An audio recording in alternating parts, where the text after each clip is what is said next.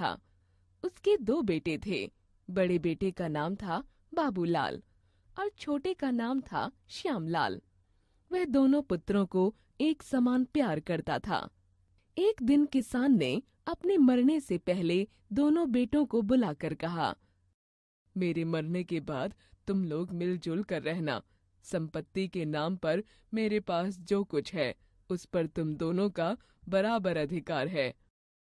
इतना कहकर किसान ने अपने प्राण त्याग दिए। किसान संपत्ति के नाम पर एक गाय, एक नारियल का पेड़ तथा एक चादर छोड़कर मरा था, जिसे श्यामलाल किसी तरह हड़पना चाहता था। बाबूलाल सरल स्वभाव का था।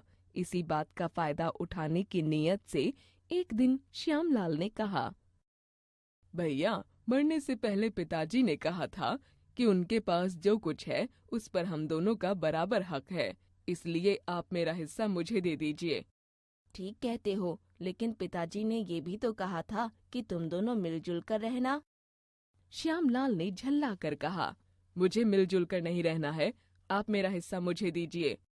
ठीक है, जैसा तुम उचित समझो। इस तरह से बाबूलाल भी बंटवारे के लिए राजी हो गया। श्यामलाल बहुत खुश हुआ और कहा, भैया तुम बड़े हो, इसलिए मैं तुम्हें गाय का मुंह वाला भाग देता हूँ, क्योंकि गाय का मुंह वाला भाग ही सबसे अच्छा होता है। लोग इसके माथे पर तिलक लगाते हैं और इसकी पूजा करते हैं। चलो, मुझे मंजूर है।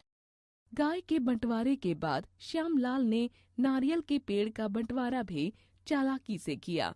उसने बाबूलाल से कहा, भैया नारियल का पेड़ बहुत ऊंचा है, ऊपर चढ़ने में आपको काफी मेहनत करनी पड़ेगी। मैं आपका छोटा भाई हूँ, इस कारण मैं ऊपर का भाग ले लेता हूँ, आप नीचे का भाग ले लीजिए। चलो, यह भी मुझे मंजूर है। अब बारी थी चादर के बंटवारे की। श्यामलाल ने कुटिल बुद्धि से कहा, भैया चादर दिन में आप रख लिया करेंगे और रात को उसकी रखवाली मैं करूँगा। ठीक है। दूसरे दिन से बाबूलाल प्रतिदिन गाय को खिलाता था और दूध श्यामलाल लेता था।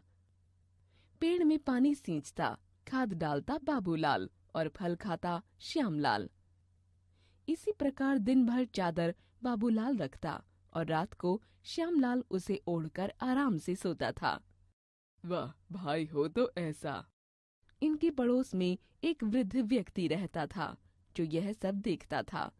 उसने देखा कि बाबूलाल दिन प्रतिदिन कमजोर होता जा रहा है और श्यामलाल मोटा होता जा रहा है। एक दिन उसने बाबूलाल को बुलाया और उसे श्यामलाल की चालाकी के बारे में समझाया और उसे कुछ उपाय भी बताए। अगले दिन सुबह के समय श्यामलाल गाय का दूध निकाल रहा था। इतने में बाबूलाल वहां पहुंचा और गाय के मुंह पर जोर जोर से डंडा मारने लगा। गाय ने बिदक कर श्यामलाल के मुंह पर लातें मारी। श्यामलाल किसी तरह से संभल कर उठा और उसने कहा, भैया तुमने यह क्या किया? गाय को क्यों मारा? तुम्हें इससे मतलब? गाय का मुंह मेरे हिस्से में है, मैं उस पर डंडा मारूं या तिलक लगाऊं? उसी दिन दोपहर को श्यामलाल नारियल तोड़ने पेड़ पर चढ़ा ही था कि बाबूलाल कुल्हाड़ी लेकर आया और पेड़ की जड़ें काटने लगा। श्यामलाल पेड़ पर से चिल्लाकर बोला, बड़े भाई यह क्या कर रहे हो? इस पेड़ पर मैं चढ़ा हूँ और आप इसे काट रहे हैं। वृक्ष का जड़ वाला हिस्सा मेरा है, इसे मैं काटूं या इसकी पूजा करूं, तुम्हें इससे क्या मतलब? इसी तरह बाबूलाल ने दिन ढलते ही चादर को पानी में भिगो दिया। रात को जब श्यामलाल चादर लेने आया तो वह गीली थी। श्यामलाल गुस्से से चिल्लाया, यह आपने क्या किया? दिन में चादर का स्वामी मैं हूँ, मैं चाहे इसे भिगोऊं या चाहे जो करूं। श्यामलाल को समझ में आ गया कि अब उसकी चालाकी नहीं चलेगी। उसने बाबूलाल के पैरों में गिरकर अपनी गलती स्वीकार करते हुए कहा, भैया मैं स्वार्थ में अंधा हो गया था, मुझसे भूल हो गई, आप कृपया मुझे क्षमा कर दें। सरल तथा सच्चे बाबूलाल ने अपने छोटे भाई को उठाकर सीने से लगा लिया और माफ कर दिया। श्यामलाल फूट फूट कर रोने लगा और बोला, भैया पिताजी के कहे अनुसार अब हम दोनों एक साथ मिलजुल कर रहेंगे। इस प्रकार दोनों भाई सुखपूर्वक जीवन बिताने लगे। जीवन मूल्य, जैसा करोगे वैसा भरोगे। लालच बुरी बला है। जीवन कौशल, अरे तुम दोनों आपस में क्यों लड़ रहे हो? मम्मी मुझे दोनों पेन चाहिए, मुझे दोनों पसंद है। मम्मी, भैया ने मेरा पेन भी ले लिया।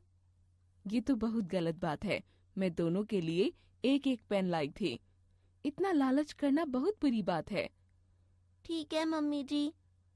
तुम्हारे लिए एक पेन आया है, तो अपनी बहन का पेन वापस करो। बातों बातों में हमने सीखा कि हमें लालच नहीं करना चाहिए और हमारे पास जो है उसी में संतुष्ट रहना चाहिए।